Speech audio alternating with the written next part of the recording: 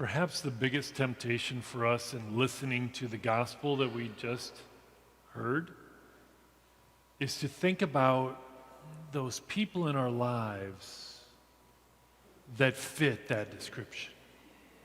You know, those people.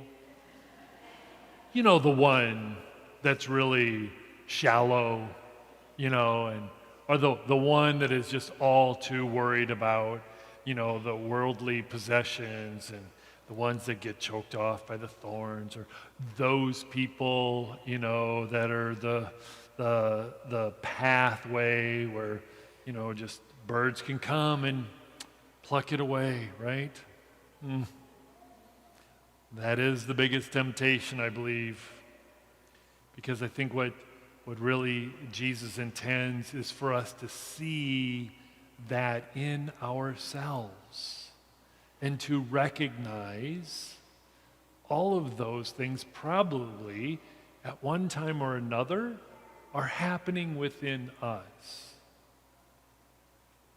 I can recall a time where a couple of those different pathways were out in front of me.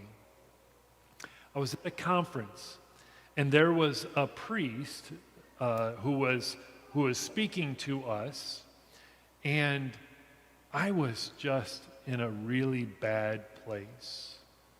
I just had a lot of frustration built up in me. I had a lot of worries, concerns. I had grief and anger. I had all of that going on. And so when this particular priest from the Bismarck diocese got up and started speaking to us, I was completely shallow because I was not listening to a word he was saying, but I was just criticizing how shiny his head was. I was like, does he polish it? How does it reflect so much light? I mean, obviously he shaves it, but does a guy polish his head to get it to be so shiny? And then there was another time where the thorns, were coming in and trying to choke me off from hearing his message. Because, I know this is getting live streamed, but I'm going to go ahead and say it anyway. His last name, here we go. His last name was Richter. And the thorns that came up in me, I was thinking about a movie scene. Many of you probably haven't seen this unless you're into contemporary Native American movies. This particular one was it Powwow Highway? Or anyway, Sherman Alexie writes some amazing movies out there if you're interested. But there was a couple of Native Americans who were talking back and forth, and the one's name was Victor. And it was really funny the way the other guy said his name. Hey, Victor. Victor. Victor, you want to go to the powwow this weekend? Victor. So I kept saying, Richter, Richter, in my mind. That was going on. And then, I don't know how it happened, but there was actually some of his amazing words that he was saying, it found its way to some good soil in the midst of all of that going on. I remember he was telling a sort of a parable himself. He said, so imagine, guys, I just want you to imagine that a 1,000-pound rock came through the roof of this building right now and landed on your foot. Okay? And then, through that back door, the one individual who is the reigning 1,000-pound rock mover of the world walked into the room. How many of you would invite him to come and move the 1,000-pound rock that's on your foot? Yeah, wouldn't we allow that to happen? So why would we ever not allow the Savior of the world,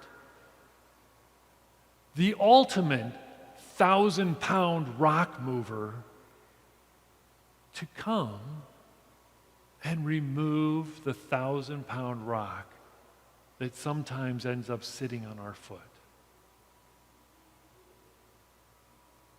It might as well have been a 2x4 that he was swinging right into my head. So after that talk, I went and sought out another priest, and I went to confession and let go of the 1,000-pound rock that was obviously, it was pretty much right on top of my head. It wasn't on my foot. And I allowed the Savior of the world to come and remove that huge, huge boulder. And it was amazing because then I did have that freedom. The 1,000-pound rock was removed.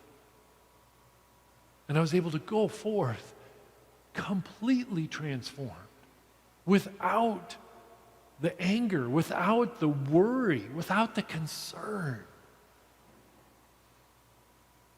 Truly amazing that even in the midst of all of the weeds and the thorns that were just going wild within me, and the shallow hell that I was at the beginning of that talk that he was giving,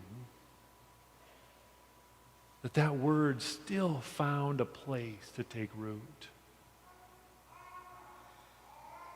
The Lord desires for all of us to do some gardening, okay? To clear the weeds, to clear the gravel and the rocks, and to prepare our hearts, to recognize that there's already probably that really good soil that's already there, okay? We just kind of need to clear things out of the way and allow his word to take root, because